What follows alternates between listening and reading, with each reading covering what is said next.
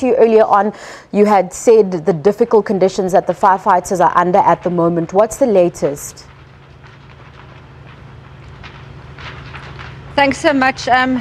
I think it's a little too late too soon. The wind has dropped, but we needed it to drop so much earlier. You can see behind me the damage is already done. I'm still here in the Woodridge College grounds, and we believe that almost half the school buildings have been destroyed.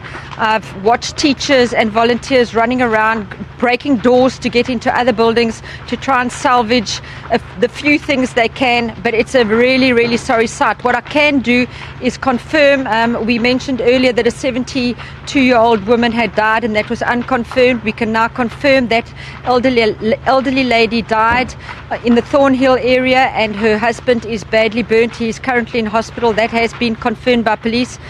I've got with me Billy Thiessen. He's been a teacher here at Woodridge for the last 20 years. I've grabbed him. He's been running around frantically trying to put out fires, trying to save what he can. Let's just have a chat with him. Billy, what does it feel like seeing a school you've worked so hard for in the state it is as we look at it now? It's a very difficult thing to comprehend.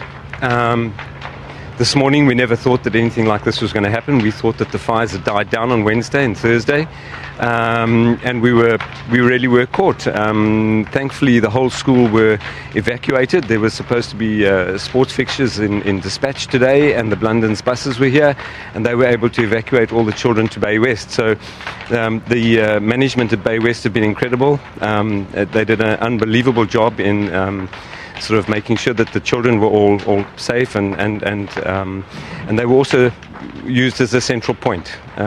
Billy, can I just ask you, the building behind me, just talk us through it. What part of the school is it?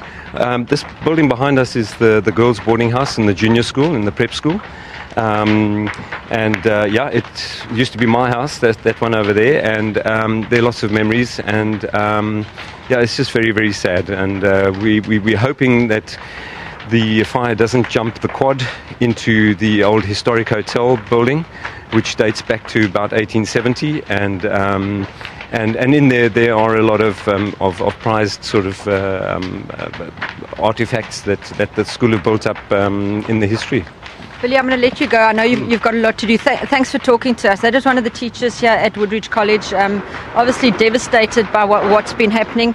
And as you can see, buildings are falling as we speak. And this is one of many buildings. Wherever I look, there are sites like this. Across the N2, we've heard the N2 has been opened. But on the mountains, we can see the fire still raging there.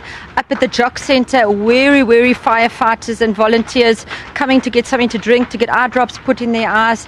And the fire chief at the Jock Centre said the donations that have been coming in from the public has been simply amazing. You can see it's quite dangerous in and around here. The building just on this side, the fire has started on the roof, so we're going to be leaving this area shortly. And fires are burning in the Nelson Mandela Bay area still. Going to be a long night for firefighters. The N2 has been reopened, so that's good for motorists going in and out, but the fire department has warned, although a fire looks spectacular at night, please, they've urged people to stay away from these areas, to allow the emergency personnel to do the jobs that they need to do.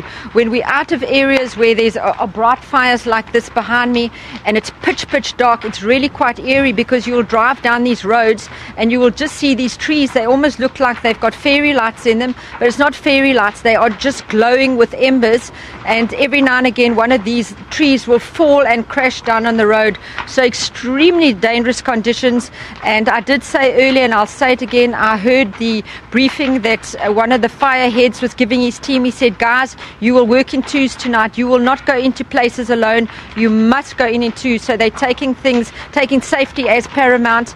And he did say to me, he said, Janine, he said, I've told them nobody needs to be brave. They'll protect property where they can, but if any of the firefighters or volunteers' lives are in danger, they will call call their personnel out. It's going to be a long night. These guys are on full speed. They do not have off switches. They have been working 24/7 for a number of days. A number of volunteers that have assisted them. The volunteers are the guys, the FarmCom guys. They've gone where a fire has been spotted. They've put it out initially, and then they've waited for the fire department to come with backup. So it's been a great team effort, but it's going to be a very long and difficult night. Fortunately, the wind has dropped some. It was really, really bad earlier this afternoon, but it's dropped down. The only thing they say that's going to put these fires out is rain, and unfortunately, short and long-term forecast, no rain for this area at all. Janine, we'll have to leave it there for now. We'll definitely catch up with you a little later for more updates. That was our reporter Janine Lee joining us for the latest on the raging fire in Port Elizabeth. We'll have more